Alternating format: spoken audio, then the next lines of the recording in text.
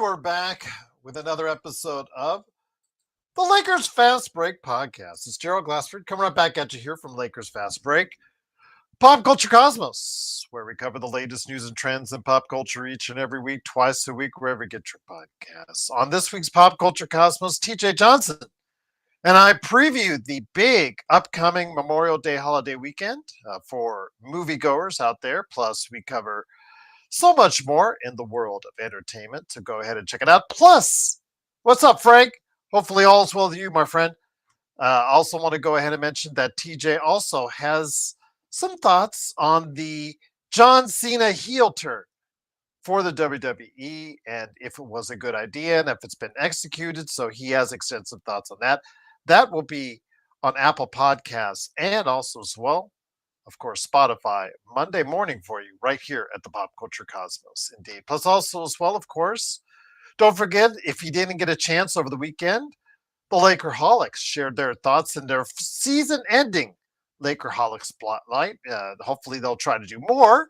I don't know when, but they said this was their season-ending Lakerholics spotlight where they discussed the season, what happened in the playoffs, and what they're looking forward to as far as changes. They also talk about Rob.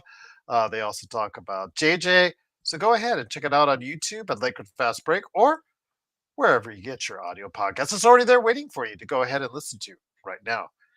Also, as well, go ahead and check out Joe Soro on the Joe Soro Experiment channel. That's available right now on playback and also his YouTube channel. He has some good shows there lined up and great conversation you can go ahead and check out today. Our good friend John Costa, Clutch Talk on Lakers Corner, he's posting a lot of shorts.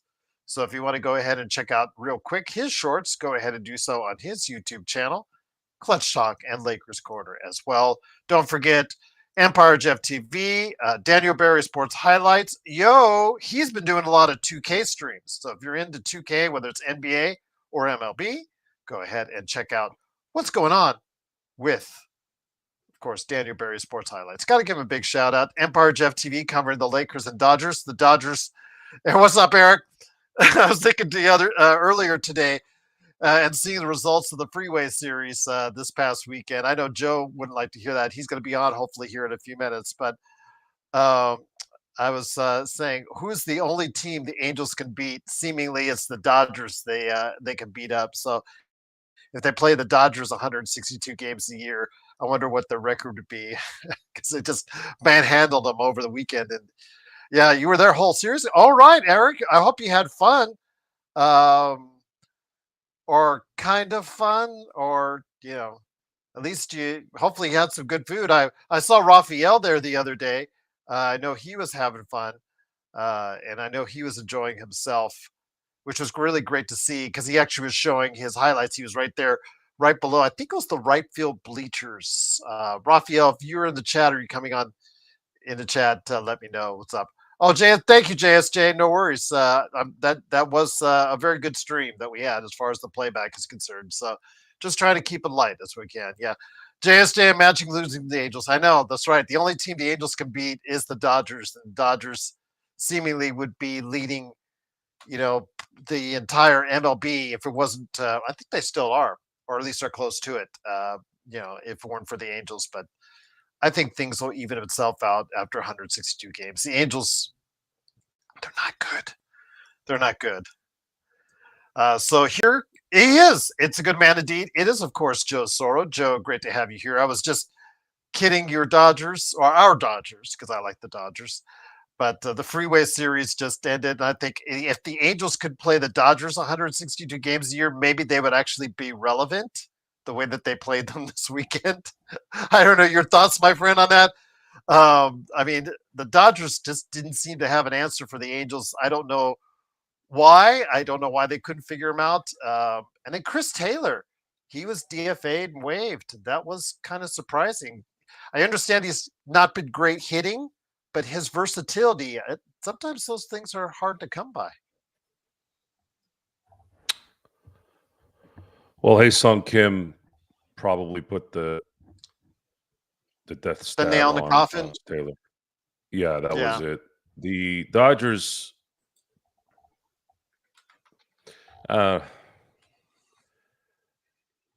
I just feel like it's a broken record. It's not just basketball. These are the softest pansies in the history of sports, in my view. I mean, it's like every 5 seconds somebody's got a broken nail. The second somebody throws a home run, pitches a home run, oh, they have to go on the IL. It's a just a just It's disappointing. I agree. It's just disappointing that these guys. it's It's a it's different ball game exhausting. now. Yeah. It's exhausting how weak everything and everyone is. And I had some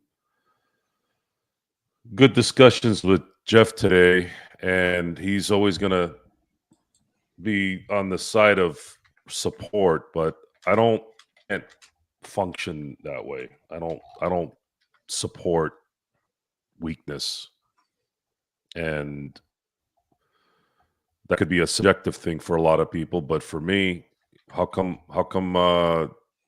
Freddie Freddie Freeman can do it? How come Otani can do it? What the hell is going on here?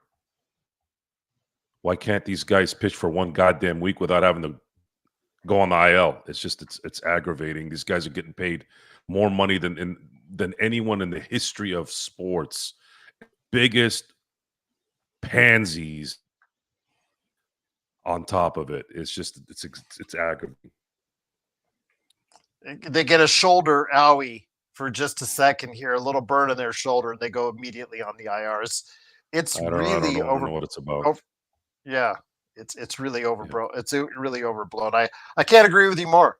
You're hitting it right on the head there as far as the frailty and what Major League Baseball is now from what you and I were used to as when we were growing up. You know, the pitching records that are out there, Joe, in this certain era of baseball, it'll never be touched. The Cy Young's wins, or even get into number of innings, strikeouts. Strikeouts may be approached because everybody seems to strike out right now, but anything pertaining to staying in there for any length of time, as far as on the pitching side, I don't think any of those records are even going to be close to being touched in today's modern baseball because what, 4 innings and they're out, or like you said, 4 innings and they get an owie and they're on the IR. It's a whole different game than it is from what I'm, and like you said, you're even used to seeing over the years what it once was to what it now is. It doesn't happen in football. Are stronger. Everybody's still playing, and I believe a lot of that is because they have to play, Yeah. and there's a mentality tied to it. I didn't get into too much detail through text messaging with Jeff or whomever. That's why there's a show. So this is the perfect forum to discuss it. But I haven't noticed it. I know that football has gotten softer based off of what in the past, but it's really not that soft. It's just softer to the quarterback. But they hit the running backs just as hard as they have. They hit those receivers just as hard as they have, except they just don't do it across the middle. They got to give them a little bit of leeway, but they're getting the crap beat out of them. Linebackers, offensive linemen are all still very, very, very vicious to each other. In baseball and in basketball, they have trained these guys, and it's not just the players and the coaches and the owners, it's the fans that have accepted it and have enabled it. The thing I want to ask you this on this is it the fact that NFL is partially guaranteed? We know a lot of these salaries that are Yes. signed are like partially Yes. guaranteed as opposed to the fully guaranteed of baseball and the Yes. NBA. Yes. I thought And I'm not going to let accurate. football go. Yeah, I'm not going to let football off the hook completely. They've made a mock of the Pro Bowl, which I used to enjoy very much back in the day when they would go to Hawaii and you'd see the best players play each other. They've destroyed that. You can thank Roger Goodell and the owners for that. And it's I don't know if people our age back in the 80s were saying the same thing about the people of the 60s. I don't think so. I would have been able to know that by somebody who was, involved with it back then. Somebody would have told me we were thinking the same thing, but I haven't had anybody. It's just life has gotten so easy, and it's a society will always kind of seep into sports, or vice versa. We just are a softer culture. We're a softer people because, but what's happened in I think the last century, 20, Mhm. actually, you know what? I'm gonna. Okay. I was on the last Pop Warner team in 1991, I believe it was. Might have been 1991. I was on the last Pop Warner team in my town that made cuts. I remember when I was a kid, not anywhere near the mindset that I have now, but I remember vividly being irritated by the fact that the following year they expanded the teams into another team because I think it was getting. They probably saw the business side of it because you would pay a amount of money to join, but then they wanted kids to be participants as well. So on top of the fact that they doubled the teams, they didn't anyone after that was on the last team that had cuts, and I never understood that. I just never understood that. What was the deal?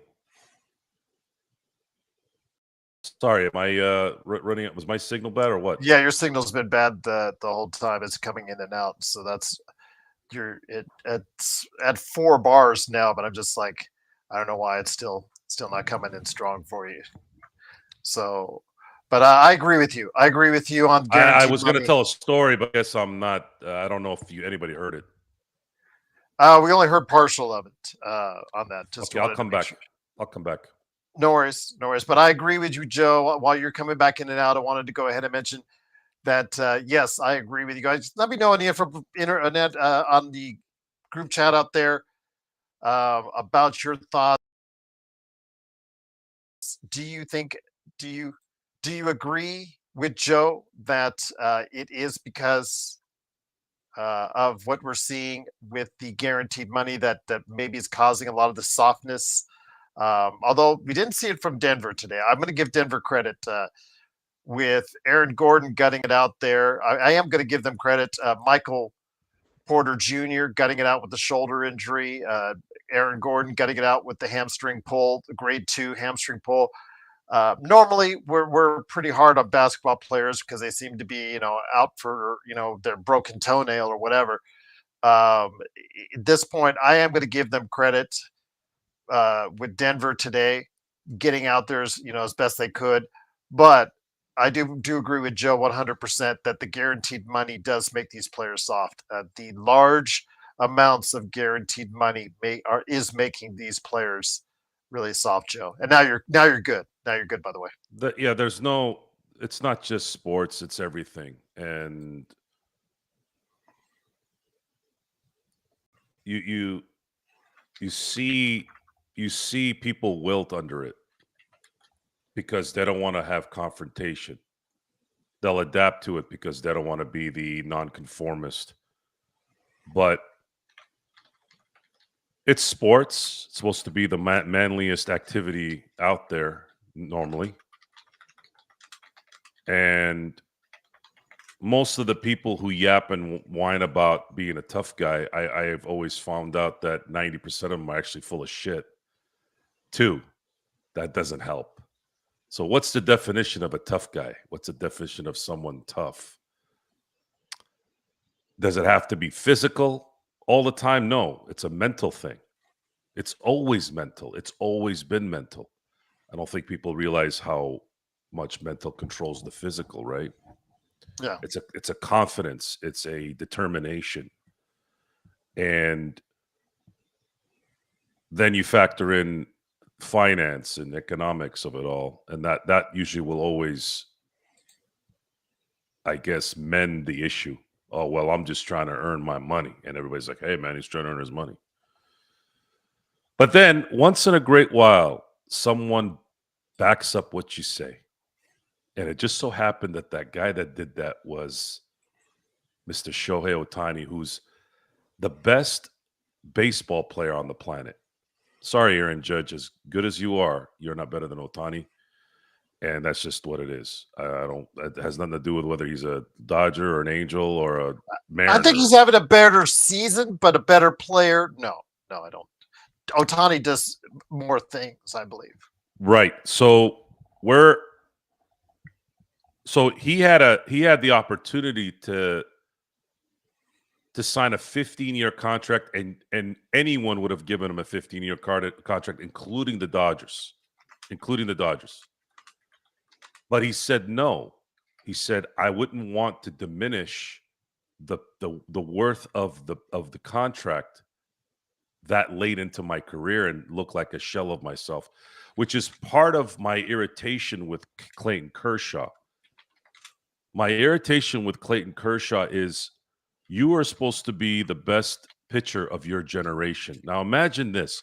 Imagine being the best in general at what you do.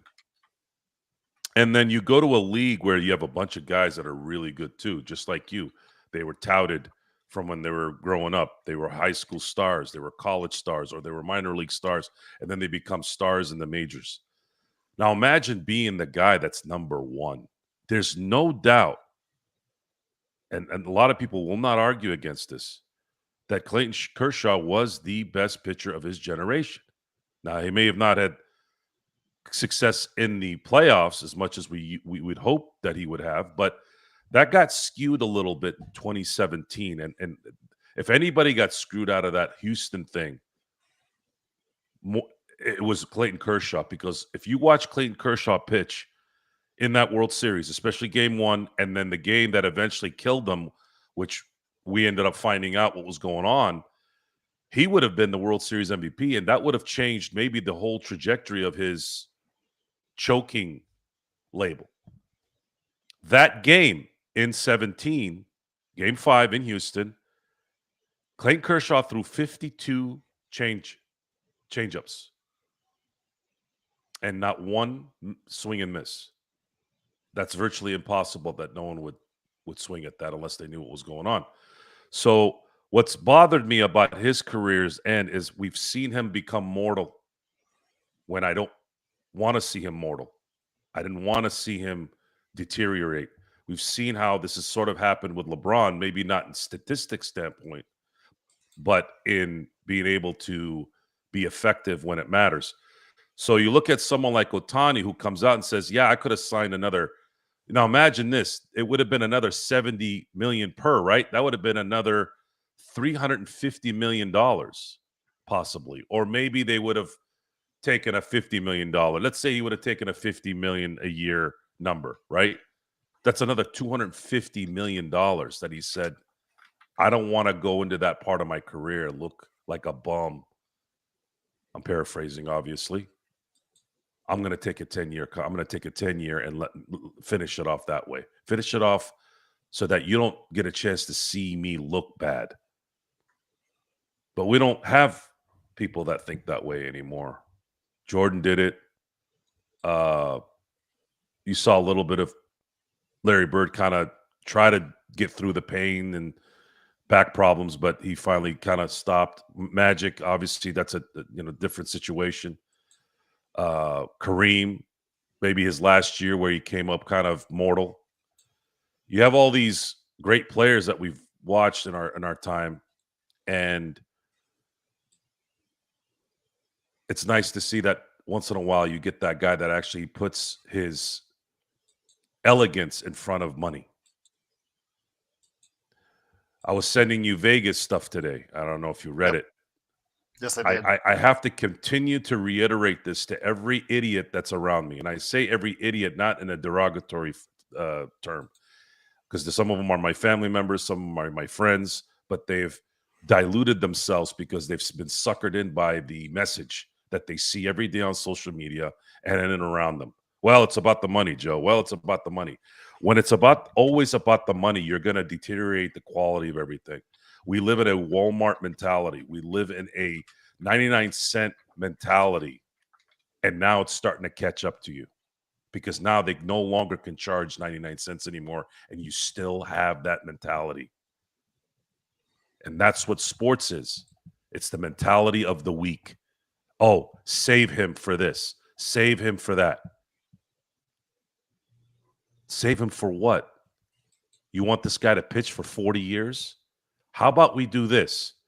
How about you get everything you can out of someone for 10 years, and then you go find somebody else that can do another 10 years? That's how I would run it. And there's been guys that have done that. But it's just not popular anymore. So, Joe, and thanks again to everyone for stopping by. It is, of course, Joe Soro along with me, Gerald Glassford. It's the Lakers Fast Break Snack Pack. Truly enjoy having you here. Hopefully you'll like and subscribe while you're here. If you can, please. It really helps out the channel, especially in the off season. I want to know from you guys out there and from you, Joe, out here, the reason why I wanted to go ahead. And you asked me what the topic was for today. And I was thinking to myself, now that the conference finals are all set with Oklahoma City winning today, which we'll go into, and I think it needs bear going into with Oklahoma City versus Minnesota. That starts, I believe, on Tuesday. And then Wednesday, Vari's Indiana Pacers head into MSG to face off against the Knicks. My question to everyone out there is, and I'm sure I'll get some feedback and comments like I always do on it, some of them negative, some of them blasting Luka, some of them blasting LeBron, etc. Will the Lakers, or can the Lakers, be in this spot this time next year where they're heading to the conference finals? I think it is doable. But again, it takes a full commitment from Rob and the management to go ahead and build a team to do so.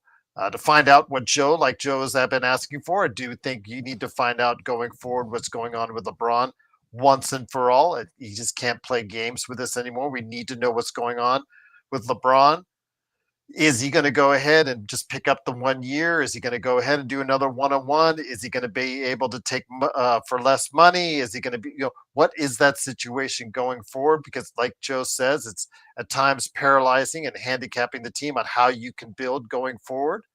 But I think there are things that can help the Lakers in the interim. But the thing, as we saw, Joe, with 3 of the 4 teams, and to an extent, you could also say New York, because their bench gave them a lift as well during points in this previous playoff round with the Boston Celtics. You need depth. You need 7, 8 players at least that could come in and be effective for you. We saw it with OKC today, Joe. They started off really slow. I attribute it to 7th game nerves because they had not been in this position before. They really looked nervous as a team. They looked like they just weren't ready and had a lot of nerves. But the thing is, they still tried hard on the defensive end. And even though it was 21-10 to start off the game for Denver, you could see that Denver was just not getting enough of a buffer, because you knew that some point the nerves for OKC would wear off and they would get back in this game. And I think Mark Daigneault, he did a good move, Joe. He did something that reminded me of what Frank Vogel did in Game 6 of the bubble series against Miami. He put in Alex Caruso right away to make a difference. And in the case of Game 6, it was him starting. In the case here, he had him starting the second half, but he made a major contribution. Their most experienced guy coming in there and really snapped that team into shape. And once they got up in the second quarter, that was all she wrote. But it just reminds me, you have that depth. If you have that depth coming off your bench, it's just so much better for your guys, especially in the wars that we've seen so far in the playoffs, Joe. Yeah, the similarities of the Oklahoma City roster is much like how the Niners had, and I know Mr. Purdy up now. He's Mr. Purdy with his $265 million contract. That's Purdy for me, my friend. Yeah, he what he did, and it's unfortunate that they couldn't close it a few years ago. to win a Super Bowl. But what that did by hitting on a huge, you could call it a lottery ticket, with him being picked last and being able to play for very, very minimal money, they were able to build around that quarterback and compete for a few years and really stack their depth. Oklahoma City's in a similar situation in that they are using one of them especially, who's going to likely be a star. I mean, I think they're 25th in salary in the NBA. Shea Gilgeous is getting his 35 mil, which in a lot of ways might be a bargain right now, compared to some of the guys that are getting paid 50, 60, 70 million dollars, right? Then you have Hartenstein, who got his contract, and that's a pretty friendly contract. After next year, it's a team option. They can do whatever they want with that. And then everybody else is making 16 million and below. Chet Holmgren, who's a big part of their team, is only making around just under $11 million. He's on a rookie contract. Yeah. So now they could go get Caruso. They could go get exactly what they needed, which was they sacrificed a good player in Mr. Marks, Money Mark's favorite player, Giddey, by getting a championship breed to come help you win. It's not going to be a coincidence, should Oklahoma City win it all, that he plays a huge part in that. And I'm cheering for Oklahoma City if that's the case. If that ends up being the story, that they win it because Caruso was that missing piece, it only adds to the pain, but it also adds to the fact that a lot of the Laker fans that were upset that he was gone were right. Those guys, you cannot put a price on guys like Alex Caruso, and the fact that you found him in the weeds hurts even worse. Much like Purdy, right? Last pick of the draft. I was just going to say, that's a good point that was brought up. And Westbrook thought he was going to go to the finals, Mr. Hudson, because I mentioned that they just had to snap out of it. OKC had to just get out of nerves, and bringing Alex Caruso in was part of that. But Joe, another key part of why we talk about depth being important for the Lakers to get a 8-man rotation that can contribute and play like that. You saw today Westbrook and they came off the bench, and immediately, Joe, they went a minus 14. They when they on that first stint that those guys played, minus 14 right away. 3 turnovers for Westbrook. He did hit a 3-pointer, but yeah, it was just they were up 11, and when he went out of the game, they were down 3. Joe, I think that says it all. Yeah, I wasn't Watson, excuse me. Yeah, I never Watson. I never understood the infatuation of Westbrook from Jokic. Live by the Westbrook, die by the Westbrook. Yeah, if there's a friendly thing there going on, I understand, sure, but Russell Westbrook has shown his entire career that. Joe, wait, hold on. I'm sorry to interrupt you. Maybe they met for dinner at a barbecue. Sorry. Go ahead. It's not always the smart move to listen to players, no matter how great they are, on how to construct the roster. It's one of those things that I always look back on with the Bulls in the 90s with Jerry Krause. Now, the problem with Jerry Krause was he was a petulant child when it mattered, so it exasperated it a little bit.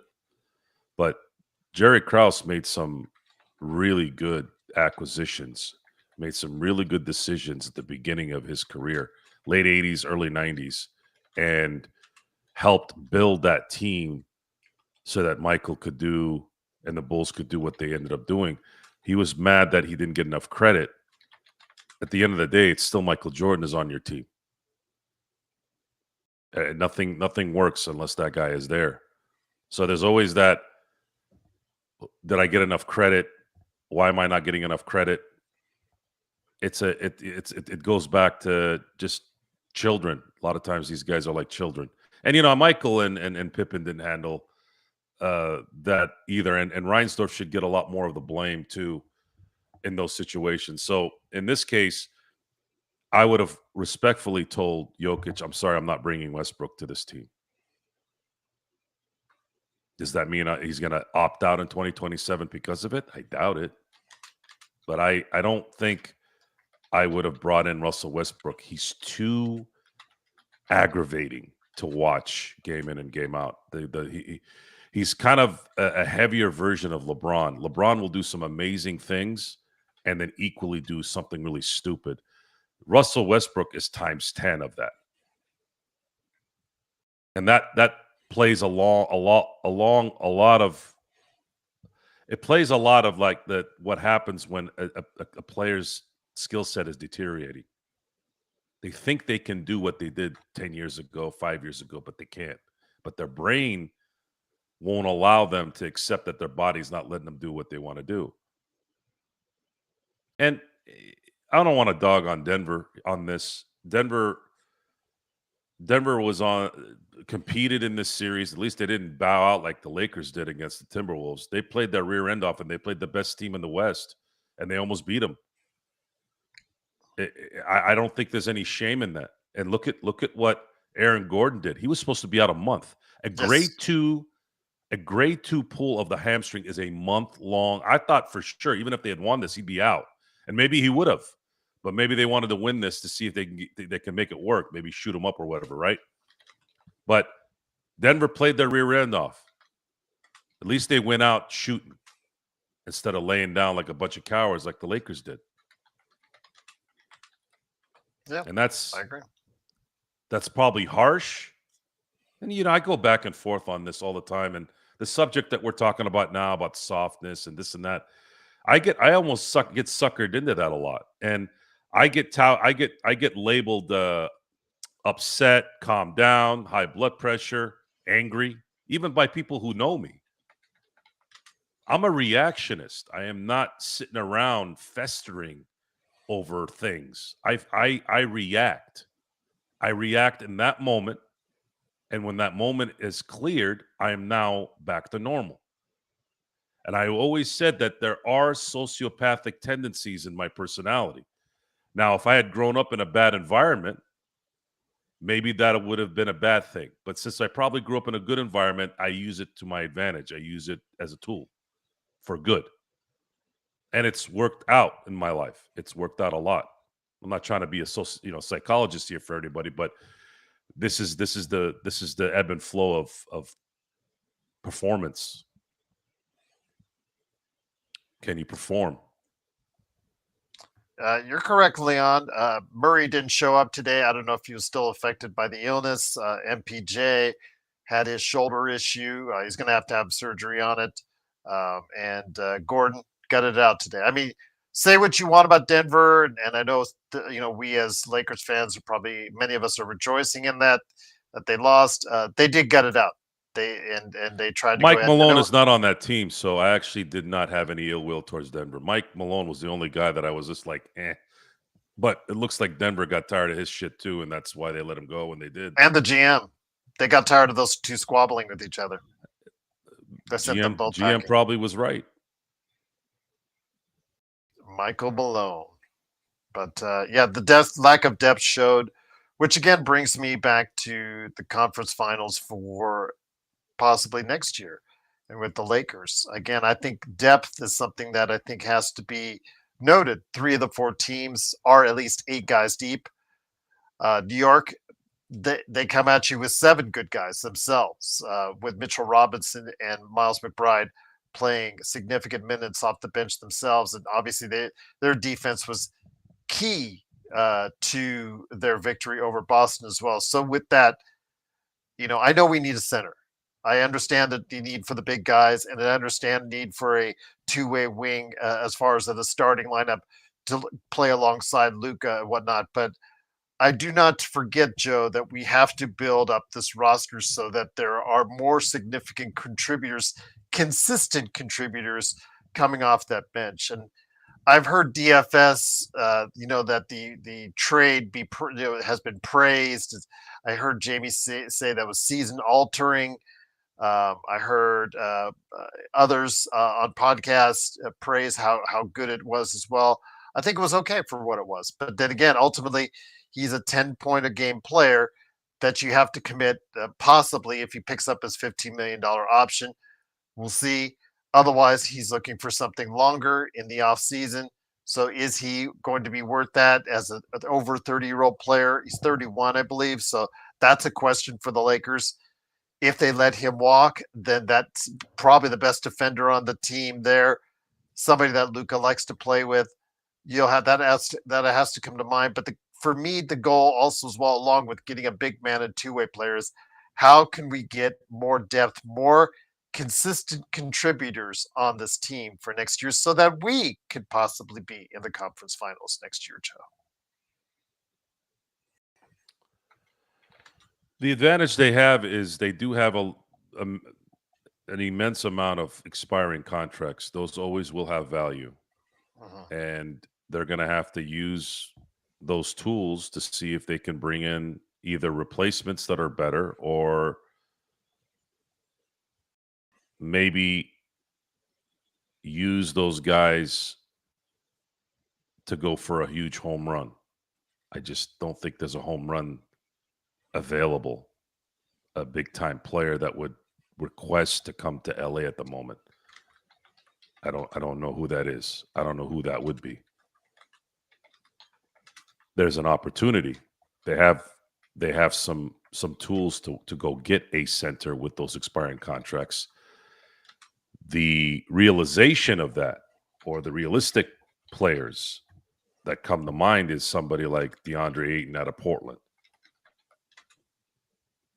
That would be unacceptable for some, but there's got to be a give and take. Who is going to send out a great center that they like? No one. So you pick what you can get. But then again, you have to, is Portland going to help the Lakers by letting them get a legitimate starting center who can actually play basketball? Attitude, bad or not, it doesn't matter at this point. And the DeAndre Ayton attitude thing, I've maybe I'm naive in thinking this, but he never had an attitude problem before he had contract issues with Phoenix. And this is, I'm not saying Phoenix was wrong in not committing to him, Mm. because committing max money to a player you feel isn't giving you max results, that's always a tricky place to be. However, I'd like to think that, let's say if the DeAndre Ayton type player is available and all they want is a first round pick and some expiring contracts, I think that makes a huge upgrade right out of the gate. That's the first thing that's come to my mind. What is realistic? What is available right now? The only thing I'm thinking is, do they want to get rid of him for just a first round pick? Joe, well, hold on. Leon, again, Gafford and anybody from Dallas, great idea. But if Nico trades again with the Lakers anytime in the next calendar year, I think he will be marched right out. It doesn't matter if they're getting Cooper Flag for the number one pick. He will be marched out of the arena, and he'll be sent packing. Again, just from a PR standpoint, trading with the Los Angeles Lakers anytime soon, Joe, I don't think really. I don't think it's good for PR. I just don't think it's good. Yeah, the Dallas thing probably is that ship has sailed. I don't see any issue. I don't see a future there, at least not for them. Leon, he would be investigated by the league for that. I don't know if he would be investigated, because they're probably all in on this if there was something to investigate. That's The the Lakers need to find a way to at least get in one really, really, really good player without risking their depth. So if you're talking about their depth, can they get a DeAndre Ayton, who is a 17-10 player, who would probably play a lot better with a Luka and a LeBron, and not lose your other guys? Can you get them for expiring contracts of players that you don't really need? And then can you figure out a way to maybe get a replacement? Because Vincent would be part of that deal. as Yeah. an expiring contract. Kleber would be a part of that as well. But can you get that player? Can you get that starting center without giving up Reeves and Rui? At least in that deal. If the Lakers are able to do it, then they're on the road to something very interesting. They could still trade Reeves and Rui, which I'm not against. Do whatever you can to get better talent. Do whatever you can to get better roster construction. But if you can get two players that are hugely impactful, one is going to have to be acquired without using the others as part of the deal. That's It's going just to so be hard though with Aiton and that 34. That's or around 34 right now. It'll probably change obviously when they trade, but still you're talking mid 30s. It's kind of hard. well. We You can't say it that's can't why be done. that's why you include a third team. It's not. Mm. It can be rocket science to a degree, but these guys do this for a living. You probably have to factor in a third. So you find a third team that you can work with, Mm. and then this is your job. Can you make it? How come Presti can make these amazing deals? How come Stevens can make these amazing deals? They keep acquiring these amazing players for nothing. Yet why can't the Lakers do it? A lot of it's Brad based on the Stevens did fact it that with Drew Holiday.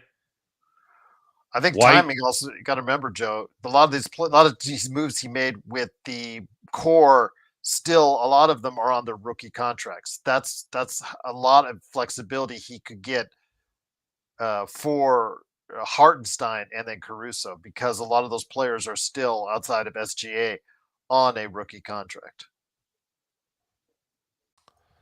Yeah. I don't believe in a Laker tax, by the way. I think that's hogwash. If there was a Laker tax, we wouldn't have gotten Luka for $4 and a quarter. Yeah, I think The that Laker tax thing went away. Yeah, it's just like this everything's fixed bullshit. Okay, if it's fixed, show me proof. I'm tired of this yapping from nonsense. Like tell me where you found this information. I don't care how weird it looks. Okay, I saw a video of a kid when they were kids years ago at Disney World. And then the girl who was 8 years old, she's showing this picture to her that now husband. Her husband was in the background on a stroller the same day. And by the way, one of them was from New York, the other one was, I think, from California. So it wasn't like one of those things where they would have eventually been there if they were living there, right? Two different coasts, same day, they actually happen to get married. Like these things happen in the world, guys. Weird things like that happen all the time, and we think it's some kind of divine intervention or somebody speaking to us. More often than not, it's not. You ever heard of the term, it's a small world? We can find any weird thing into anything. We can pick and choose what we want. Oh, look what happened in 1978. And then exactly 25 years later, look what happened here. Isn't that kind of weird? No. Why is it weird? Why? Because they had even numbers when it happened? I don't get it. Exactly, Joker. That's a good term to use. It's what it does is it's a dopamine hit. It's an excuse for failure a lot of times. Oh, it's rigged. I feel it's rigged. This is rigged. This is okay. I just don't think the it's optics would nonsense. be there, Jay. I understand that maybe the Mavs need a player like Austin Reeves right now, but the question goes if he does make a trade tomorrow with the Lakers for Austin Reeves, the question from the Mavericks fan base was why in the hell didn't you get him in the first place in the Luka trade? You could have gotten an AR in that Luka trade. Could they not have, Joe? I think they easily could have asked for AR and they would have gotten him, Joe, in that trade. Yeah, they could have, and I think there was some talk that they did want him, but Rob said no. And when you find out more and more about what was going on, it just looked like there was desperation on Dallas's part to get rid of Luka. Yeah, There was just I just don't something think going it's good on where optics. they wanted him gone. I just What don't a, think it's good optics for Nico. As much as I would like it, I just don't think it would happen just well, because it's of the not. It optics. doesn't matter anymore now. You got the first pick. You got Cooper Flag. Yeah, We they don't do know. need a guard in Dallas We because of don't know if Kyrie's Cooper injuries. Flag's going to be better than Luka. Chances are he's not. That's asking a lot. By the way, Mark, just to let you know, the Tuesday game will be the Western Conference Finals, and Wednesday, Indiana will be at MSG. Just to let you know. Your Thursday, our Wednesday. Just want to let you know. Mavs has Max, Clay, Kyrie, Exum, and Dinwiddie. Do they really need Austin? Well, Dinwiddie is a free agent. Max is not a point guard by any stretch of the imagination. Clay is not someone that can play either position. They need someone, Joe, that can facilitate on offense and also be able to score on offense. And Clay is a shooter at this stage of his career, and that's pretty much what he is. Kyrie, remember, has a knee injury, osmosis, or was it Achilles? It was ACL or Achilles. Achilles. Achilles. Okay, so he's out for Oh an wait, entire year. was it? I think it was Achilles. I think you're Yeah. right. I think it was Achilles. Was it ACL? I'll have to check. Exum, they just don't have enough faith in. They've every time he Yeah, it seems to was get ACL. Sorry, it was ACL. as ACL. Okay, so yeah, Exum is just, even though he was drafted in the league as a point guard, never really developed as one, and now it's just become. He got back. Remember, he was waived. He was playing back in the Australian league and came back and became a specialist, a 3-and-D specialist. Is pretty much what he is at this point. So yeah, they don't have someone that can play the 1 and 2 position as far as someone that can facilitate and play one for now. But when Kyrie gets back, if they resign Kyrie, which might be another question, um, who would someone that can play off of Kyrie, which Austin, as we see, can do from time. Yeah, Achilles would have kept him out 2 years. Yeah, so it's an ACL. But yeah, Joe, I'm again at this point.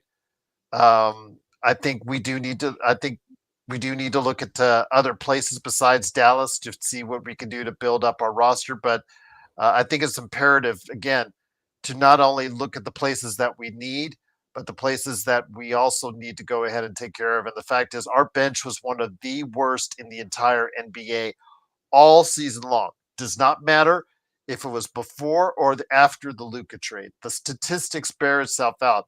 The Lakers just had a terrible bench all year long. And this is something that didn't change. It's something we talked about. Part of the reason why, Joe, and you and I had the Lakers 8th and 10th respectively finishing in the West was because of the fact that their roster 1 to 15 just didn't look that good. That has to dramatically change. Now the Lakers, like you said, have a lot of expiring contracts they can move in the offseason, so they can do things to go ahead and fill in some of the blanks. So it doesn't look like in some cases, like for instance, Denver, where because of their salary structure, it's going to be a lot harder for them to go ahead and build depth. For the Lakers, they can do these things. Do you think Rob is up to the challenge? Well, despite what they end up doing, even if they bring in the necessary parts, I'm still going to be watching what they do at the end of games.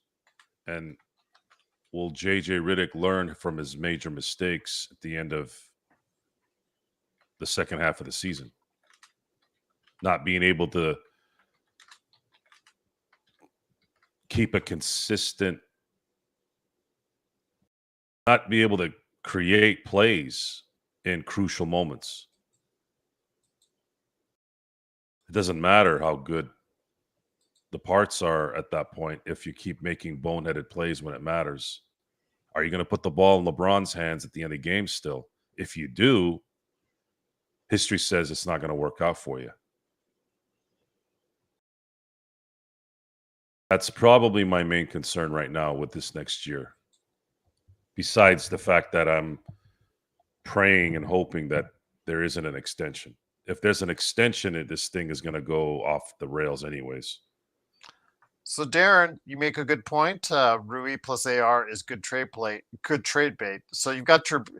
Would you consider AR and Rui your third and fourth best players right now on the Lakers roster? Yes.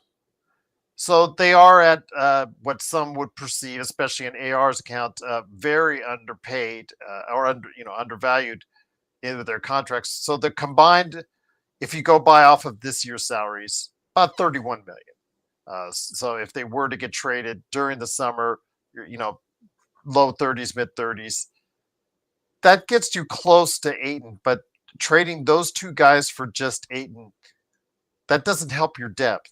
That doesn't help your roster. You get possibly a center that could, if he's got his right mindset on there, that could be somebody that could be your everyday center and could do well in that role alongside Luka and LeBron. But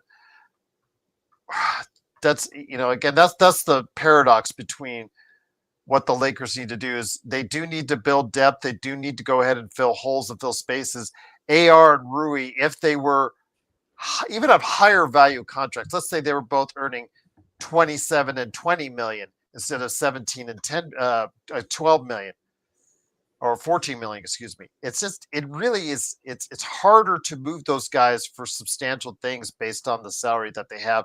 Good valued contracts that they are makes them also a little bit harder to trade and get the value, commensurate value back, does it not? This is not about getting what we want. Hmm.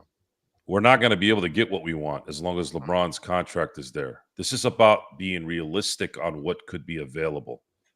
And even talking about a DeAndre Ayton might not be realistic because why would Portland want to make LA better? Well, Portland wants to get rid of their top three guys. I talked to you about it before. But the thing is, Ayton is an expiring contract. That plays a whole different ball game too. I'm just saying you have to look at this from so many angles. It's not just one focused area. Okay, we need a center. Okay, I understand we need a center. But if you're going to trade Rui and Reeves for this center, whom is not going to be a game-changing center, much like on DeAndre Ayton won't be. But if you can acquire him without giving up Reeves and Rui, you at least now have a shot at maintaining some depth. This is about depth. And if LeBron is coming up lame at the end of games, which he has the last 3 seasons, then maybe there needs to be that much depth. DeAndre Ayton, I don't care how bad his attitude is, guys. This team needs talent, and he has it, and he's available. He plays. It's not like he's sitting like Ben Simmons for 3 years and then shows up once a week during the month and then goes back out and doesn't do anything. Ayton at least plays. It's not a terrible move as long as you don't relinquish your depth. Another name that's your expiring contract. So let's put it in perspective here. Okay. Imagine this. What do you think the Minnesota Timberwolves series would have been had you switched out Gabe Vincent, who did absolutely dick, Kleber, who was injured the whole time. He couldn't do anything really anyways, even though he played for a few minutes. He's not there. Doesn't matter. And then you factor in whatever filler you want in there underneath for DeAndre Ayton. You think that the Lakers would have been better with that guy up front? Yeah. You give up expiring contracts, a first-round pick that you do have, and whatever filler. Now, my trade thing is going to likely include a third team because the Lakers don't have enough money to send to cover that $35 million. They're going to need a third team. You got to make that happen. Let me ask you this, though. Let me ask you this, because Portland is also going to have to seriously think about tanking one more year because that draft in 26 is really intriguing. Like you said, Ayton is expiring contract, so that's also something to think about. I know they want to get rid of Grant in the worst way because he's still got 3 or 4 years left on his contract. Anthony Simons has also been discussed as well, going to Dallas if they want to work out a trade there. What are your thoughts, though, on Kessler? I know we've come back and forth on Kessler. He's on a rookie contract. It's a very cheap contract. You do not have to trade Rui or AR for him. What do you think? It's Danny Ainge you're dealing with, so he always tries to drive a hard bargain. But you have done trades recently with him, so he is willing to trade with the Lakers. What are you willing to give him for a guy like Walker Kessler who can solve, or at least do a great bit to put a lot of things as far as rim protection and rebounding in the right direction? I don't think he's going to trade Kessler for just a first round pick and expiring contracts. If that's your question. And Any by the way, swaps? folks, You by don't the think way, you can folks, add any swaps? something to consider. DeAndre Ayton is going into his last year's contract. What do people usually do when they're on their contract year? They play their rear ends off because they want to get another contract. That plays Correct. into the Lakers' hands. I want you guys to open your ears a little bit. Again, I'm going to say this one more time, and then I'm going to just accept that some of you are not hearing me. This has nothing to do with me wanting DeAndre Ayton. There's several guys that I would rather have than DeAndre Ayton. I'm in the mode of what is realistic and what would work to where you don't have to relinquish Rui and Reeves. Because if you're going to trade Rui and Reeves for DeAndre Ayton, you just eliminated your depth again. It becomes a lateral move. You still need the scoring from a guy like Reeves. You still need the scoring from a guy like Rui. Rui had his best playoff series of his career. And sometimes guys flourish later. And it looks like Rui might have turned a corner there. Continuity is also important. It's a lot of things to factor into this. But if you're going to do a lateral move, trading your expiring contracts or your third and fourth best guy on this team so that you can cover another gap that you have, well, what about those two gaps that you relinquish? Let me That's going to ask you be the this. question you have to ask yourselves. Let me ask you this. Dalton in a number one, For and who? maybe a pick swap as well for Kessler. You think Danny Ainge is going to do that? I'm just guessing because again, it's up to Danny Ainge. Danny Ainge had a terrible lottery. They're one of the teams that really they sucked in this year's If lottery. it's a first and connect for Kessler, hell yeah. That's Okay. huge. I'm just asking. Because Yeah. the salaries they don't need because Kessler's only being paid $2 million a year. So that's why I'm saying it's a possibility because the fact that just money wise they can't uh, unless you started okay, if you want Austin, okay, then you're going to have to do X, Y, and Z in order to get there because Kessler's on a rookie contract. So I'm just throwing that out there as far as that is concerned. But again, because Utah has another year of looking straight in the mirror at another tank in order to get better for 2026. Possibility they could even trade Lowry Markkinen, which would be hilarious because of what they did to try and sign the extension on a specific date so that he would be not tradable. Uh, you know, this time last year. So we'll have to see. Why are you repeating that deal is I'm sorry, man. I don't even think Lauri Markkinen is worth half of the money he's getting paid. That is one of the worst contracts I think in the NBA. Yeah, that was a bad deal. That was a really bad deal. Yeah, I don't see.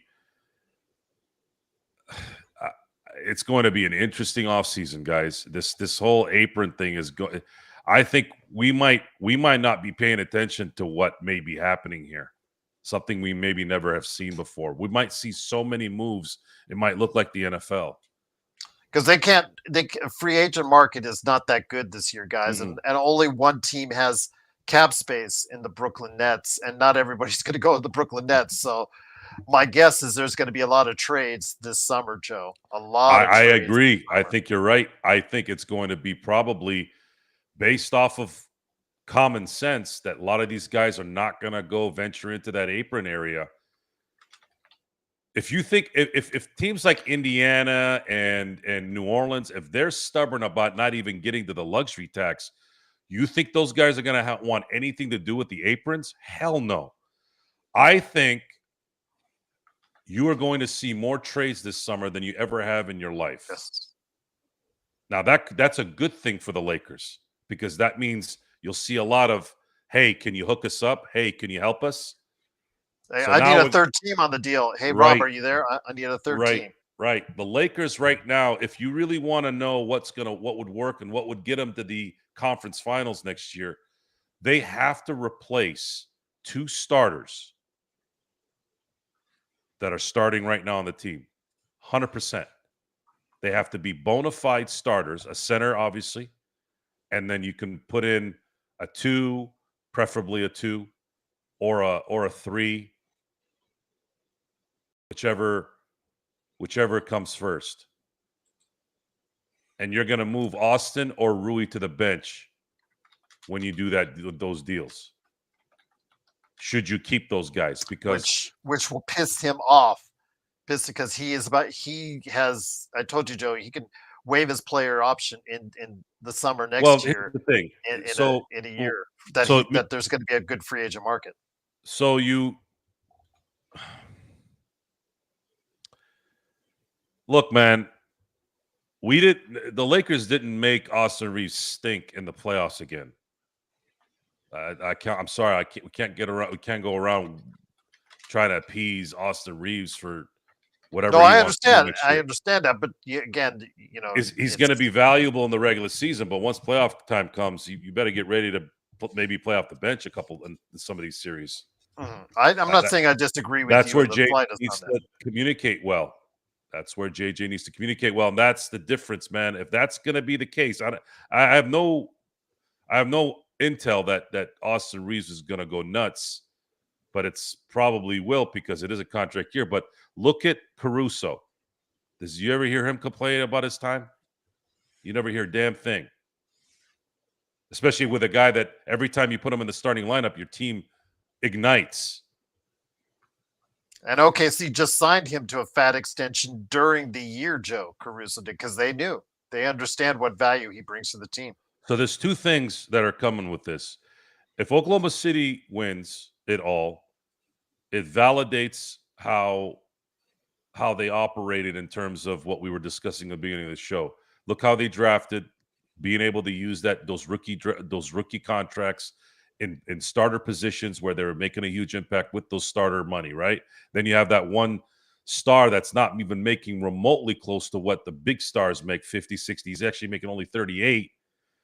Those things all help in depth and roster construction of Sam Presti. Sam Presti wins the championship this year. If they win the championship this year, he essentially has one of the greatest general manager seasons that you could ever have without big names being acquired. Because no one had a better summer than Jerry West in 96. That will never be topped. But those were big names. And at the time, we didn't know two of the 3 whether they were going to be what they became. That was more kind of retroactive that we found out.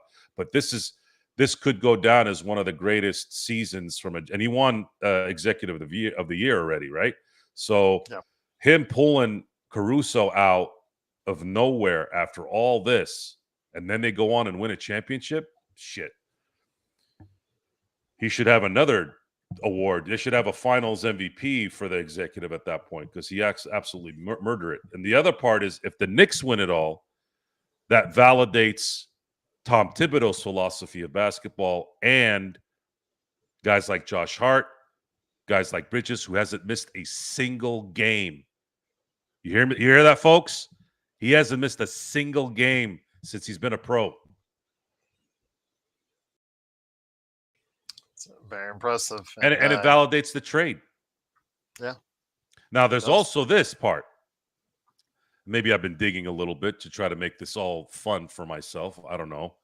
But wouldn't it be cool, too, if Minnesota and the Knicks played against each other a week before training camp, the season started, and here, they made that huge deal, and look, now they end up being in the finals? I think that'd be a cool story, too.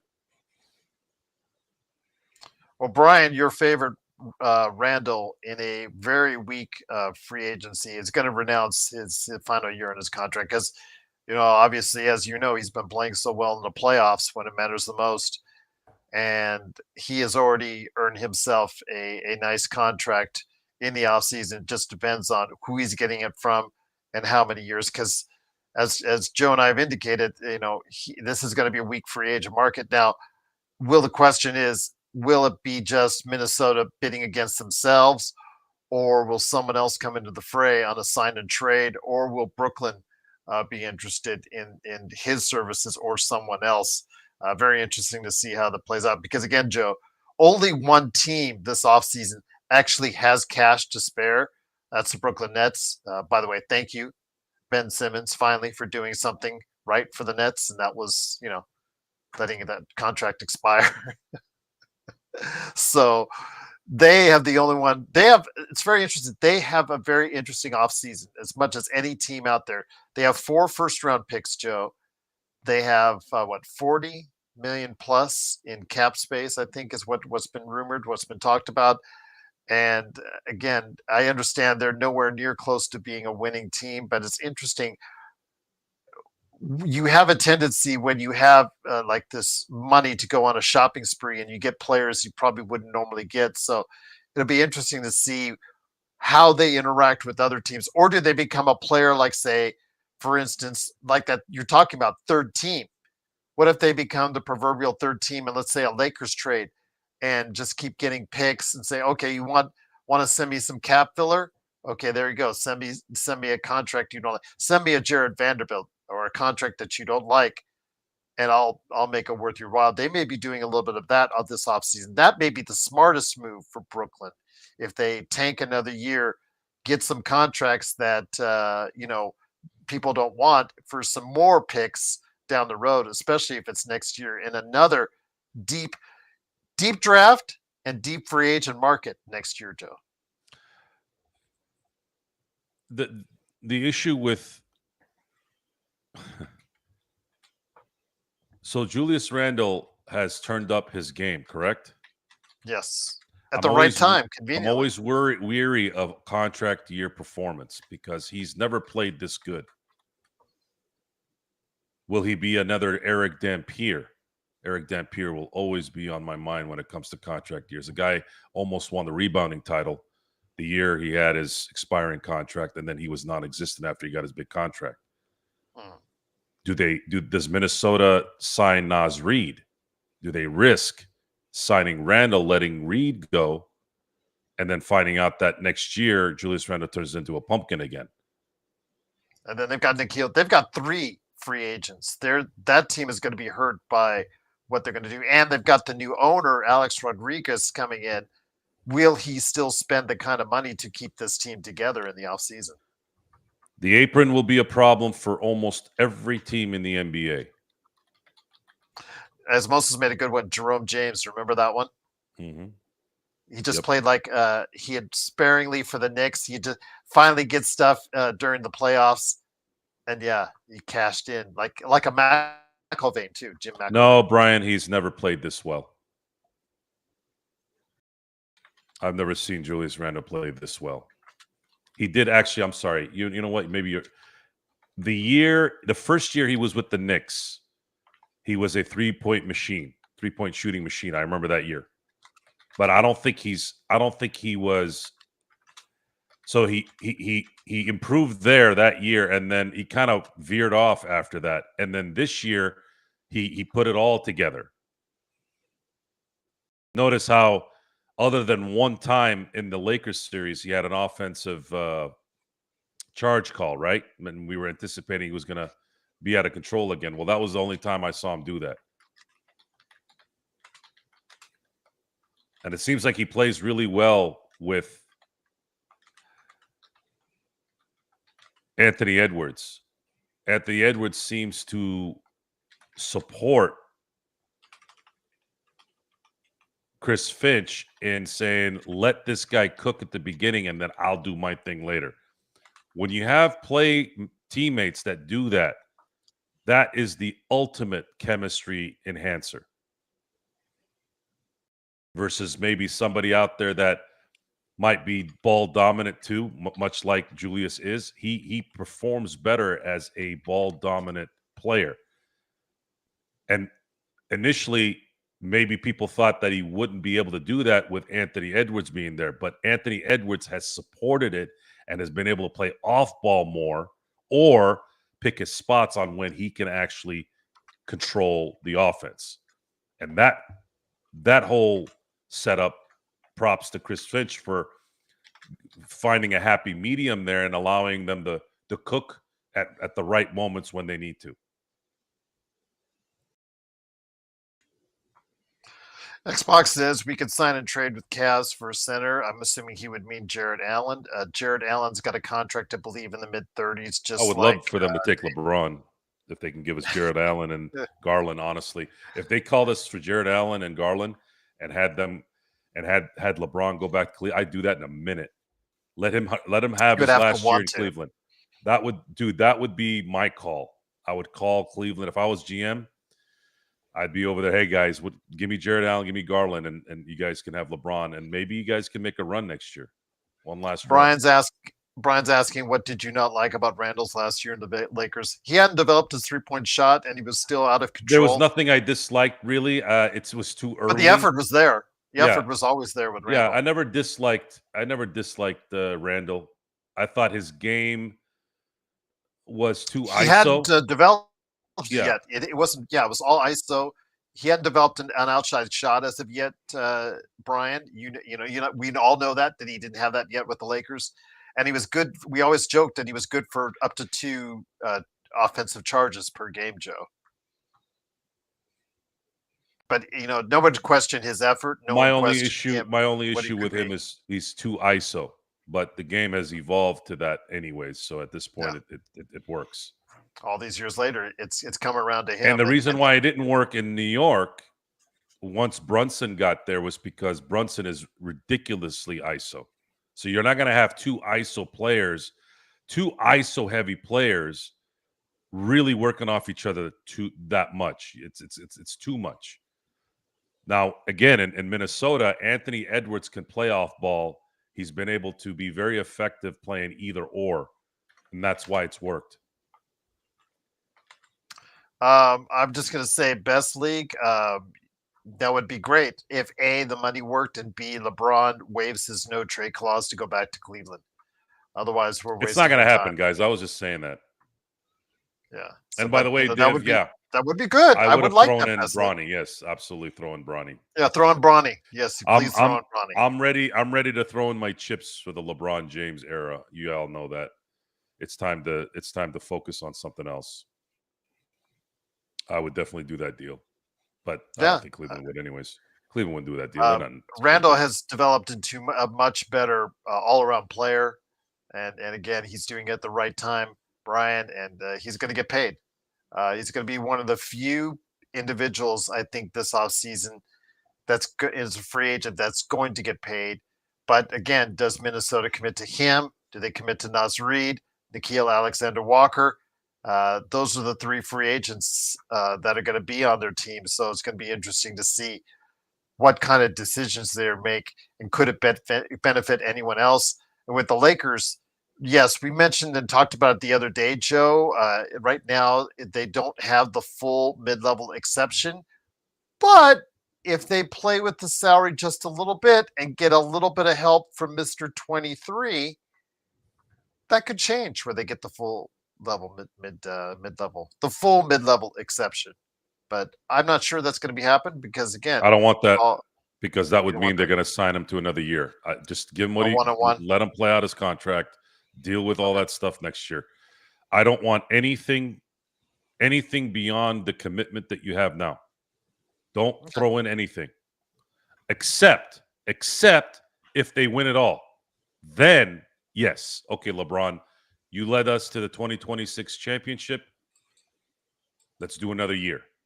Then at that point, I'll be on board with that. I'll be all right. Hey, look, you brought in another title with Luka, and Rob was able to bring in enough depth to where they could do what they needed to do, and they won it all. Okay, LeBron, you've earned another year. Here's another $50 million. I'm down with that. But I do not commit beyond what's already there right now. And if they do any kind of funny business where, hey, LeBron, can you have a pay cut right away? You know what's coming next. Oh, well, give me another year then. No, not at all. Never. Well, Gregory, if you think that Nico is going to trade again in the not too distant future with the Lakers, more power to you. I just don't think the optics will allow for it again, unless that's absolutely necessary. But I do think, Joe, that in a summer where the Lakers, along with 28 other teams, do not have significant cap space, this could be a very interesting offseason. And the Lakers, if Rob makes the right evaluations in trades, a lot of things could happen that could benefit the Lakers, that could get them in the conference finals next year. I think what we're seeing, it was said earlier today that this is going to be the seventh different champion for the last 7 years. I know that a lot of people made mention of parity in the league, et cetera, et cetera. But to me, it also shows that the door is open for the Lakers with the right opportunity and the right moves that the Lakers can make, even with as you're saying, and I'm paraphrasing when I say this, I'm assuming you're thinking it's like an albatross with with the LeBron contract. Even with that in mind, that they can still make enough moves that can realistically put them in a position to be in the conference finals next year. I think it's still a great possibility because I think this league is wide open now. There's no definitive dominant teams, not even OKC, who I think is the favorite right now to go all the way. And it's funny, Vari, because your team, the Indiana Pacers, are the biggest underdog in all this, which I would be putting money on right now, to be kind of honest with you. But right now, I just don't see any team, Joe, that stands out that says, you know what, the Lakers are definitely going to lose to that team. I think the Lakers, if they build a team properly during the offseason, they can put themselves in line for a good run next season. They can if they acquire a legitimate starting center and are able to acquire a third really good player using Austin and or Rui. Or if they get really lucky, bringing in somebody that just so happens to go up a level that could be that perimeter player that could keep things honest for Luka from LeBron getting trapped every other play. Those are all the Lakers are going to need a little luck. And most teams need a little luck to win championships. This is what it is. But imagine if we get Alexander Walker, let's say, out of Minnesota, let's say we sign him as a free agent, and he ends up being a guy that ends up putting his game up even more. So you get somebody, let's say, like Alexander Walker, and then you're able to acquire a legitimate starting center without giving up Rui and Austin. Now your depth goes up 2 players. You have 2 extra guys that now you have depth. Guys that are in the rotation that you're not going to have to worry about, is this guy going to show up? Is this guy not going to play? Is this guy going to be able to catch the damn ball under the basket and make a shot? Like those type of things that the Vanderbilts or the Vincents continuously did all year, which was shit when it mattered, right? So those 2 things, if you're able to make that happen, great. Now, the other thing that could really help is if Dalton Connect can at least become a respectable team-focused player, being able to understand schemes a little bit more, being able to coherently understand his role, because his shooting is going to be there. So if he improves, now that's a huge plus. Then what if you draft a second-round player that is useful? What if you get another free agent player that's useful? Those are the ifs that you don't really know. You don't really know. Julius Randle was an if, right? Were you going to get New York Nick Julius Irving after the first year he was in New York, or when he made the All-Star team, or are you going to get what you got the last 3 years? Well, you got You got Julius from the first year. And the reason why you got that, in my view, is those two things I told you at the beginning. One, Anthony Edwards embraced him, and Chris Finch has been able to use him the right way with the help of Anthony Edwards supporting it. And he's on an expiring contract, and players usually play triple the ability to try to get that next contract. So a lot of things that factor into this. So that also can play into the Rui thing. It could play into the Austin thing. Both of them are going to be going into the last year of their contracts. You don't think those guys are going to be playing their rear ends off? And maybe Austin Reeves improves next year in the playoffs, much like Rui improved this year in the playoffs. Lot of things, lot of variables. It's going to need luck. You're going to need a lot of luck. You're going to need a lot of smart business decisions this offseason. Best league, if we got Naz Reid, you're still needing a big man who can rebound. Because Naz Reid is only 6'9". The Lakers can't. Naz Reid's going to get anywhere between $20 and $30 million a year. There's no way the Lakers are going to afford that, anyways. Yeah, and Minnesota's not going to trade him. Yeah, they're not going to trade him to the Lakers, anyways. At least not unless they fleece. It wouldn't make sense. Yeah. Again, he doesn't solve your rebounding issue. He's a stretch five, great stretch five, but again, he's only 6'9", so he doesn't solve a lot of your big man issues. And like Joe says, the money is not going to work out for you as far as signing him as a free agent. So good try, though, Best League. Good try. And I know that it was Div asking for Lauri Markkanen and Walker Kessler and picks. Utah's leaving, in Utah getting Reeves, Maxey, Gabe Vincent, and Vanderbilt. First of all, Vanderbilt, with 3 years left on his contract, you're going to need to throw in some more pick swaps on that to get rid of his contract, because we saw how inconsistent a player he was, for lack of a better term. I mean, Jamie is still in love with him. Empire Jeffson's still in love with him. And Joe and I still can't stand watching. Terrible play when it matters. Yeah, terrible player. But Empire Jeff and Jamie are still on that mountain, and Joe and I have gotten off that mountain a long time ago. But Lauri Markkanen, I don't think I ever was on the Vanderbilt mountain, honestly. Well, I just don't understand why a guy that was having issues with his feet, you signed to a multi-year extension. I thought maybe because they could use him. Initially, when I heard they were going to sign him, I thought, okay, maybe they can use him pick up that money and you can use him in trades. But giving him a player option in his last season, I don't know what it is with the Lakers and giving these guys player options. They're not going to not take those damn player options typically, unless they're Austin Reeves, who can probably get more money. I don't know. And we talked about. I don't care what anyone says, Jamie, Jeff, or what. Look, I don't care how much. I don't care. Vanderbilt is a horrible basketball player. Anyone who can't catch a basketball and dunk from 1 foot consistently over and over again is not a basketball player to me. He can barely hit free throws. What is the point?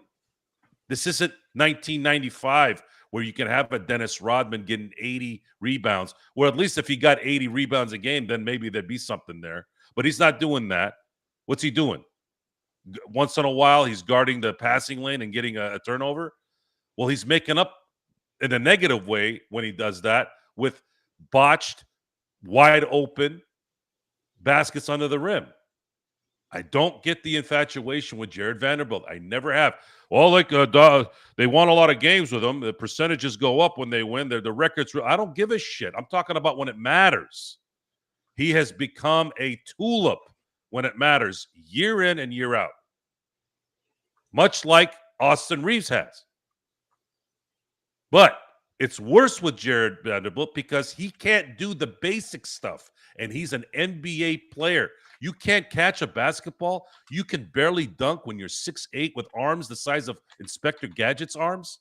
How does that even work, other than the fact that he's mentally off?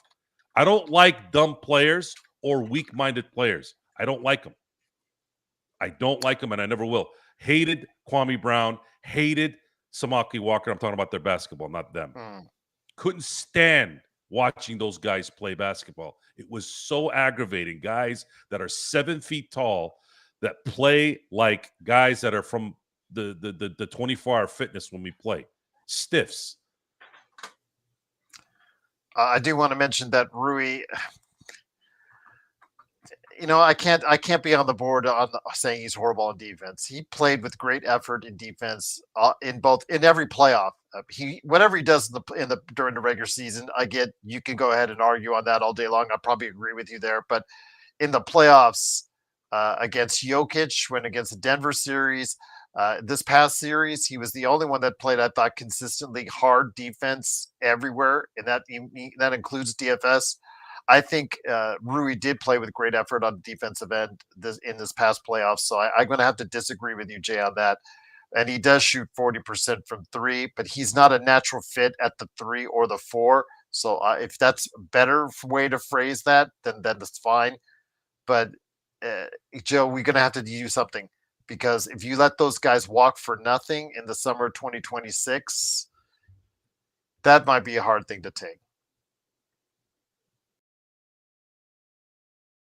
That's the thing. If you let them play out, no matter how well they do in their contract years, and you let it play out, and they're gone, and they're here. I don't think after you the have to trade worry deadline. as much as long as LeBron isn't extended. Okay. Because now that just becomes more money that's freeing up. It's not like, oh my God, we're losing that money, and then we still stuck with LeBron and Luka, and that's it. The big deal, the big decision, the first big decision that the Lakers have to make is they have to make sure that LeBron's coming back. Number one, he's coming back. The other, make sure that it's his last season, at least for now. That's the number one thing I'm waiting on. I'll be able to assess a better game plan at that point once that gets done one way or the other. Div, I'm giving Pelinka the benefit of the doubt considering what he did for the Luka trade. No, Joker. We watch him. We watch the game. Vando does not play elite defense. I don't know what you're smoking. He did not play elite defense at all this past season. I don't know where. If he played such elite defense, how come he was only in there for 15 minutes a game? So there's no way. I don't care what statistic you're going to throw at me, because the eye test tells you no. I saw him get beat by no-name guys on Minnesota, on other teams during the regular season. Yeah, he gets a steal here and there and creates havoc here and well. That's the best thing he does, is create havoc on the defensive end. But he is not a great one-on-one defender. He gets easily screened. Remember Jeff Van Gundy in that Denver series? They benched him because he got easily screened off and beat so many times that they had to bench him. He got played off the court on the defensive end. So yeah, don't tell me he's an elite defender. That went out the door a long time ago. It's DFS is the only above average defender that you can say is on the Lakers team on this time, Joe. And again, you're not going to get me off that mountain either. Why would you play an elite defender only 15 minutes a game, Joe? If he's such an he's not an elite defender. So there you go. That's the answer. And something that needs to be very clear: when it matters, he no-shows bad. That's it. That's his game. Go look at the tape. Don't listen to us. Go look at the tape. It's not my problem. Not my fault. Yeah. Take a look. I mean, it's right there. So again, Div, this does factor into the decision. If I'm Luka's agent, I make sure the Lakers do not extend LeBron. What does that mean? Well, guys, are you guys ready to start building the next dynasty? Or are you guys going to be kissing LeBron's ass for another year? Because you know damn well LeBron is not going to pass up another $50 million. This is a guy that doesn't pay for subscriptions for music, and he's worth $1 billion. This guy likes his money. Now, I'm not downgrading him for doing that. I'm kind of that way with that stuff. It's a lot of times just the principle of the matter. I get it. Yeah. But it shows who he is, and that he doesn't.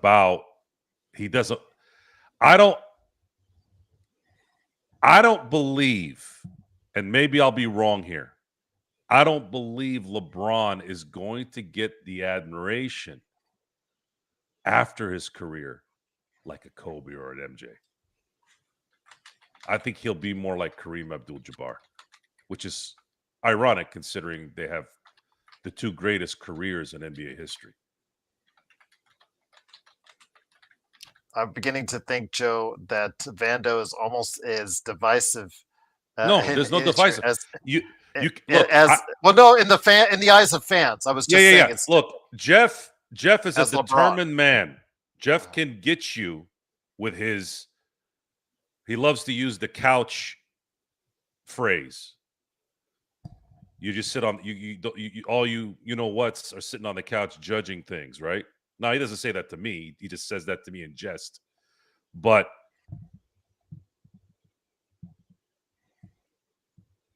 sometimes people will fall in love with a player because it might remind them of somebody, blah, blah, blah, whatever. It doesn't matter in the end. Jared Vanderbilt does something that I have always loathed my entire sports life. That is mental weakness in the basics of basketball. If you can't catch a basketball and you're an NBA player under the rim and dunk it at 6'8" with arms the size of Wembanyama, then what you don't belong on the court. I don't like players that are not focused. And it's easy for me to say this. Are you going to pull this? Well, Joe, you don't know what it's like. No. You're not gonna use that bullshit excuse. Okay, it has nothing to do with me. Okay, just like if a plumber comes to my house, okay, they come in and they bust my garbage disposal, and they've been in business 30 years, right? But they screw up my shit. Now what? Am I supposed to not say anything because they've been in the business for 30 years and I haven't? Fuck that. I'm supposed to pay you for this. I'm paying with my time. So God, you better goddamn well better believe I'm going to complain. I'm wasting 2.5 hours of my time and then talking about it for another 2 hours about your ass. You better damn believe I'm going to tell the truth about it. Has nothing to do with me. Why can't you catch the ball under the rim? Over and over and over again. You can barely dribble under the rim. I'm not asking you to dribble the ball from one side of the court to the other. Yeah, that doesn't make sense. He's not a point guard. He's not a guard. I get it. I'm not going to force Shaq to do that either, right? But how does a 6'8" player over and over and over again make those mistakes? And why is he only playing 12 minutes a game if he's so valuable? I don't know where your brain is on that. And hating LeBron, as far as some of the guys' interpretation tonight, I don't hate anyone. I despise things that people do. LeBron has done things that I despise, but this has nothing to do with that. If this was LeBron in 2016, I said this in detail. You put up with it. You have to put up with his stupidness when he's that good. But when he's not that good, what's the point? When he can't close a door every game in and game out, at what point do you have to change up what you're doing? If you can't close, what are you good for then at $50 million a year? At least, can he be a decoy? No, he can't even inbound the goddamn ball. He's supposed to be a genius, right? That's what I'm being told. He's a genius. He can remember a play from December 16th, 2008. But the motherfucker cannot inbound the ball to an open Austin Reeves coming straight at him. All of a sudden, he knocks it off somebody's knee and they get the ball. What is being smart? What's your definition of smart? To me, fundamentals. Working the fundamentals is smart. Now, now, mistakes happen. Sure. Bad game in Chicago? Sure. He just had a brain shutdown in that moment. It happens. But over and over and over and over again, then that's a trend. Then that's who you are. And that needs to go. And if we're going to sit here and talk about how, well, if we get a good enough team where we're leading by 10 at the end of the game, yeah, how the hell is that going to happen? Who are they going to get so that they can go into every game where they're up 10? When the hell does that happen? Doesn't matter how good your team is in today's NBA. With as soft as these bitches are, when does that happen? Who is a dominant team? Other than the Celtics running through everybody last year because every single number one player in the East was out of every single round that they played in. And then they run into Dallas, who was spent, dead. Kyrie Irving, you didn't even know Kyrie Irving was playing in that series. That's how spent they were. So, at the end of the day, there's two things that has to happen this offseason. Two things. Number one, you must commit to Luka Doncic. And by doing that, you cannot extend LeBron James. Not right now. Number two, you need to stack this team with enough players and keep your depth so you can make one last run with LeBron. You do those two things, and whether you win it all or not, I'll sit there and I'll go, you guys tried. You made the right decisions. It just didn't work out. I promise that's what I would say. So with that, it is the Lakers Fast Break. Cannot thank you enough for joining us. Truly appreciate it. Best League says, Gerald, how Joe wants to replace LeBron if we trade our expirings this year with no cap space in the next 3 years. Well, I mean, if you look at the contracts next year, they pretty much everyone's off the books. Yeah. Who they're going to get next summer is going to be a question of how things develop. Remember, guys, we said this a few minutes ago. This is unprecedented what's coming. This apron, 1 and 2, is going to have a lot of changes. It's going to force a lot of teams to do some changes. Owners dreaded the luxury tax. The aprons are 10 times worse than the luxury tax threshold. So you're going to see a lot of movement. It couldn't have probably come at a better time. I don't know what this is like. We've never seen this before in the NBA. We're kind of putting it together in the common sense factor of how these owners operate, that because these guys are going to want to stay out of that area, that they're going to be doing a lot of trades for players that normally they wouldn't trade, but they're going to have to because they can't afford to get to that threshold. That's worse than what it was before. I don't know. Again, I can't figure out why the hell they voted this in. I am just in complete confusion on why all parties agreed to this. Actually, I do know why. I'm sorry. I do know why. They wanted the $70 billion TV contract to go through. It was a perfect. It was a perfect jack. It was a perfect jack move by Adam Silver. He avoided the lockout by making sure that Dune TV contract lined up at the same time so that these guys would not lock the players out. And we'll deal with whatever later. Well, let's get our $70 billion first. And now they got Michael Jordan. And now they got Michael Jordan coming to NBC. I don't know what the hell they're paying Michael Jordan to come play with NBC. That is a weird thing. When I found that out, I was like, what the hell just happened? Why the hell would Michael want to go talk basketball with a bunch of yahoos on NBC? That's a weird thing. I don't know what the hell what kind of deal they made with him. Just want to mention to you, probably Joe, ownership with NBC and Comcast, some kind of ownership or stock. Well, the Lakers should have a lot of, unless, like you said, the expirings go. But even if that's the case, they should still have cap space in the summer 26, and they will have their own first-round pick. There you go. Thank you, Gerald. They're going to have a first pick finally next year. So first pick again, second-round pick.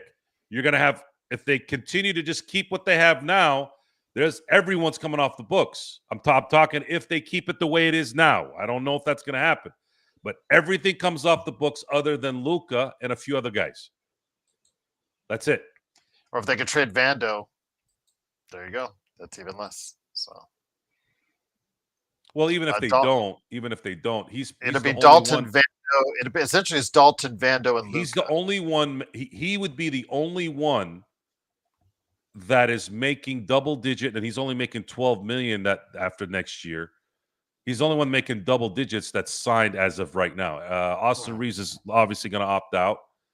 Dorian Finney-Smith either is going to pick up his contract, which I think he will, and that'll be it. Like that, the Lakers will have plenty of money to go after a star in a trade or build a team next year, and they'll have draft picks, and they'll be able to focus on that.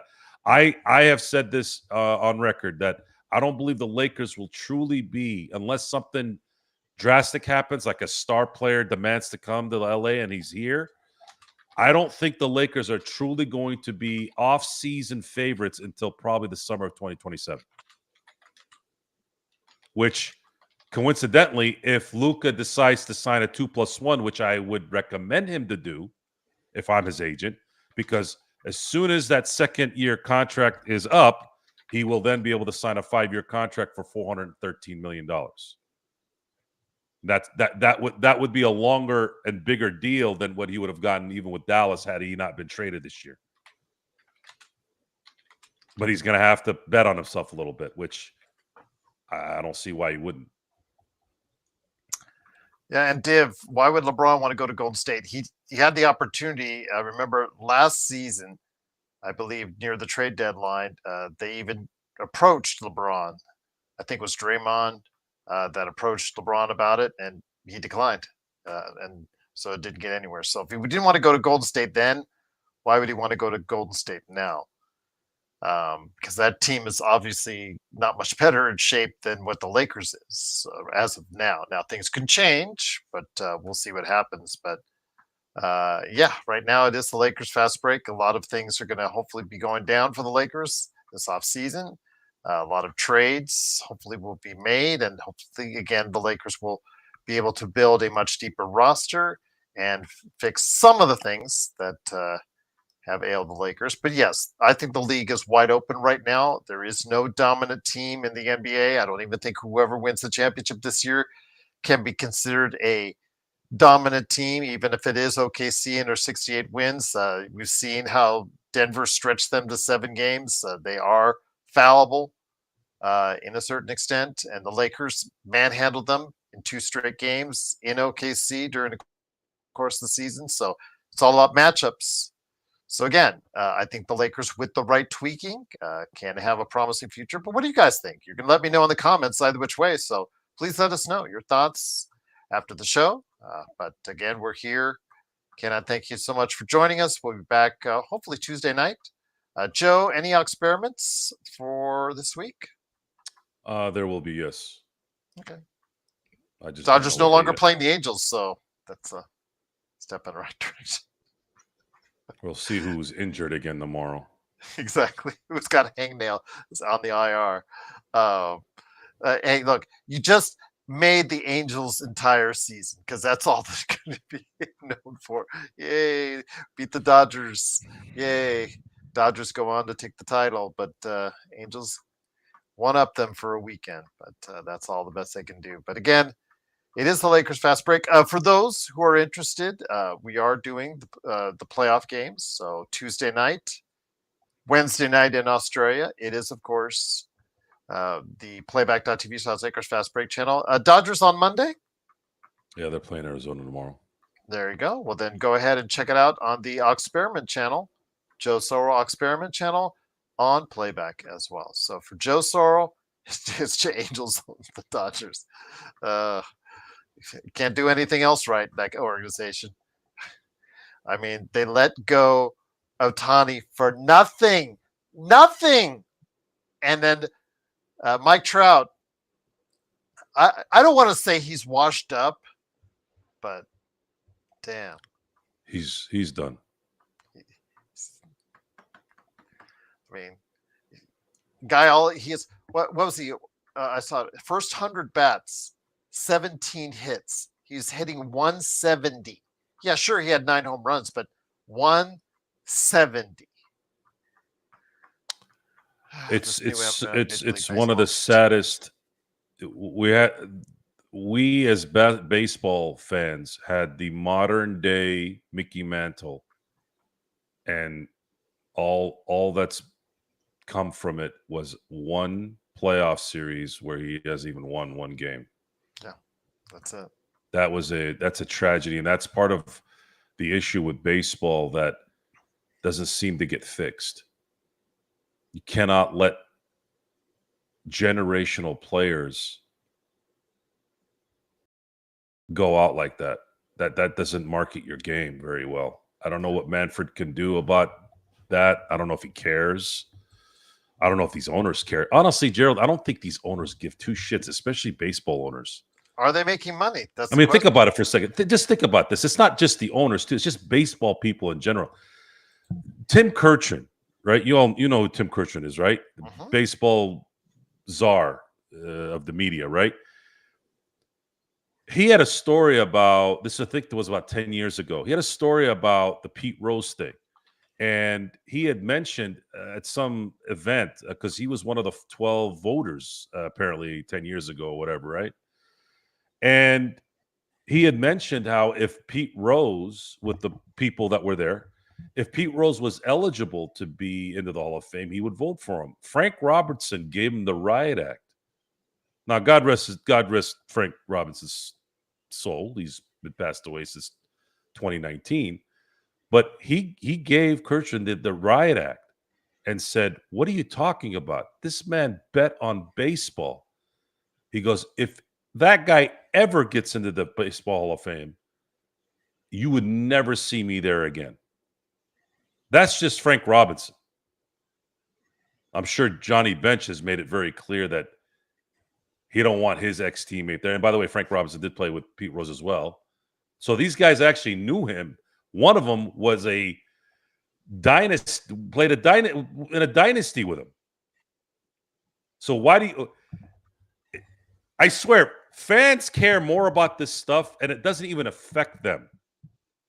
And they won't listen to Johnny Bench and Frank Robinson about Pete Rose. Oh, he belongs in the Hall of Fame. What difference does it make now? What difference does it make?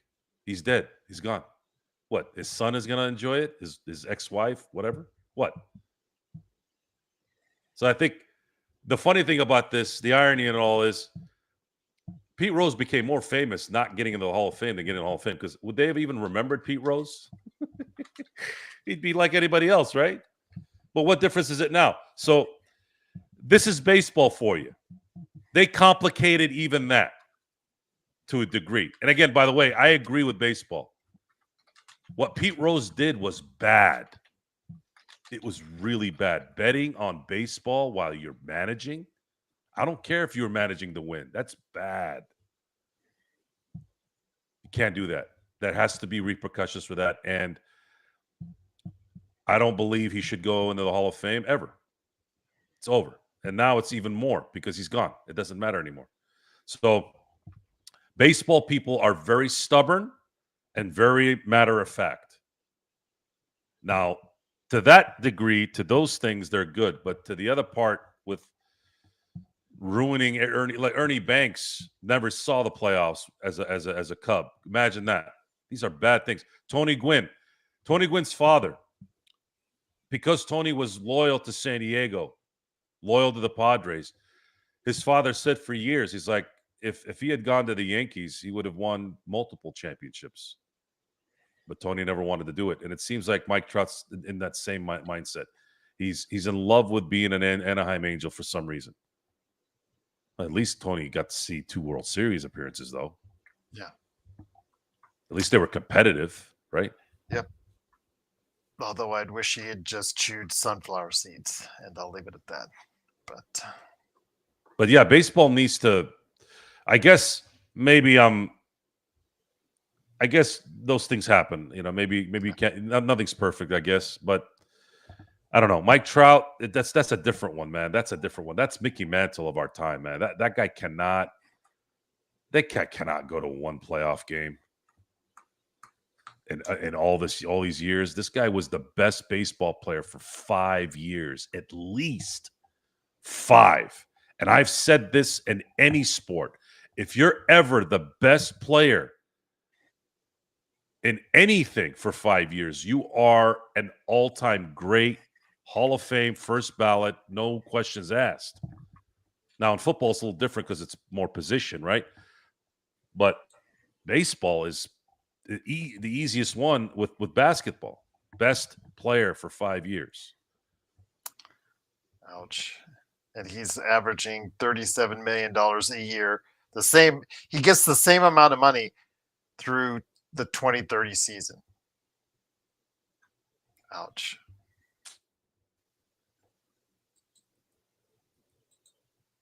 Yeah. Chris Stapps. Well, Again, Chris Stapps he is hanging on by a thread, man. He's like what Andrew Luck would have been had he kept playing. it's the best of times and the worst of times. It's for like, Mike man, Trout. these guys, some guy that you look at somebody like LeBron, you look at somebody like Karl Malone, you look at somebody like Ray Lewis. Ray Lewis is somebody needs to study that guy's physiology, man. How is that man still walking? That's the first question I'd ask him. And maybe he's in pain, but maybe his tolerance is not human. And maybe he does take painkillers or had 50 surgeries. I don't know. But every time I see Ray Lewis, he looks like he never played in the NFL. You know how some guys you can tell they're walking a certain way? Ray Lewis looks like he never played in the NFL when I see him walking around. Crazy how some people are just gifted with that bone structure and that muscle ligaments. Just crazy. Mike Trout, unfortunately, had a nice little run for about a decade, but then after that, started to break down. it That's just wrote. wasn't there for him. You think it's maybe that thyroid thing that he has? It could be. I mean, Because that stuff that he takes for the thyroid, I've heard that stuff weakens your bones. Well, I had mentioned, I think it was just around the time you started going on the show. I was on this show on the air, and we were just doing a sidetrack, Jamie and I, because he's an avid Aegis fan. And I said, you need to trade Trout and Otani now. You need to train him, get everything you can for him. And he thought I was just, I was speaking hogwash. You'd think that I would have said something bad about his mother. He was just so appalled that I even made that suggestion. And now, years later, it's just like, sorry, I saw the writings right there. This Angels organization, it's just so inept at building teams. You just have to understand, once you have these great players, if you just understand just for a second you can't build around them, then you need to let them go and try and build and get something to help build your team forward if you can't do it yourself. So, yeah, it's just amazing. But it'll be in the case of what could have been, I think, for Mike Trout, indeed. But it is, of course, Joe Soro. Please go ahead and catch more of these great conversations on the world of entertainment, the world of sports, and so much more on the Joe Soro Experiment channel, aka the Joe Soro channel. Go ahead and check it out on YouTube. And of course, catch the Dodgers games on the playback channel, Joe Soro Experiment as well. I will see you Tuesday for the Western Conference Finals. Oklahoma City hosting Minnesota. We'll see. Only what are your odds now in both of these series before we head it out? I think if in the West, I think if Minnesota doesn't get game one, I think it's going to be a very quick series. I think in the Indiana, New York, I think it's going 7. And I'm giving Indiana a chance. I'm giving Indiana very much of a chance. Yeah, Indiana has a chance, but I'm going to pick the Knicks and Oklahoma City to go into the finals. And I'm picking OKC and Indiana. I think the upset. I think the Knicks are going to find a way. Really? I wouldn't put it past them. It's going to be close either which way. I think it's going to be 7 games. I think the Knicks. It's going to be brutal. I think the Knicks are going to win the East, and then Oklahoma City wins the West. And it's as pick them as they get from there, because the Knicks can really, really hammer the front court of Oklahoma City. much like how the Lakers were kind of messing with those guys when they were really playing. And if they got if Cat plays the way he played against Boston, Brunson's going to do his thing. Bridges is coming of age. I thought that trade they might have given up too much, but he stepped up his game in the playoffs. Might be an AD trade, Joe, where it gets them one title, and you're trading all they get them one title. If the Knicks better take advantage of this, because you're right. I don't think they're going to see another finals win if they don't win it this year. Their team is not built and most teams are not. Most teams are not built to win a lot, at least not right now. Think about this for a second. I said this before. There has not been, like in those 7 years, there hasn't been another champion. It's been one team all 7. Mm-hmm. Like it's not like, Golden State won one and then they didn't win the next year and then they won the next. No, it's 7 separate teams the next 7 years or the current 7 years. And it's probably going to be that again next year. Just depends on how it plays out, right? Because I don't think Boston's going to be back again. I think they're going to be gone with Tatum not really being able to play probably most of next year. And they're going to have to, they're talking about people who are going to be doing a lot of trades. Brad Stevens is going to really earn his money this summer. But if the Pacers win it all, there is whoever wins it all with the remaining 4, there's a good story behind it. Indiana Pacers, the state that created basketball, finally wins an NBA championship after how many years of existence? I think Indiana Pacers were in existence in the ABA since the 60s when they merged in 1976 with the NBA. So you're talking that was the last time that was the last undefeated 1976 was the last undefeated NCAA champion, which was the Indiana Hoosiers with Bobby Knight. Mm-hmm. I think they went 32-0. So yeah, it would be a cool story if Indiana won it all, too. But I'm picking the Knicks in Oklahoma City, and my instincts say that Oklahoma City will probably eke it out if they can handle that pressure a little bit. But I don't know. It's just a pick 'em to me if it's that. Either way, I don't know. I got to see how they play in the conference finals, and then I'll probably be able to make a better assessment. So with that, also as well, please let us know your thoughts on the upcoming conference finals right here at the Lakers Fast Break. So for Joe Soro, who will hopefully change his name to Ox right there. He's no longer Jamie Sweet. It is Gerald Glassford. Thanks again for watching this thing. Don't forget to join us on Tuesday, playback.tv/Lakers Fast Break, and then we'll do something after the game. Right here, we'll have another snack pack waiting for you. I think we'll talk about something good. Something will come up. A good subject will come up by that time. I'm pretty sure of it. Always seems to in Lakers land. So we'll make sure we got something covered for you. Always right here at the Lakers Fast Break Podcast.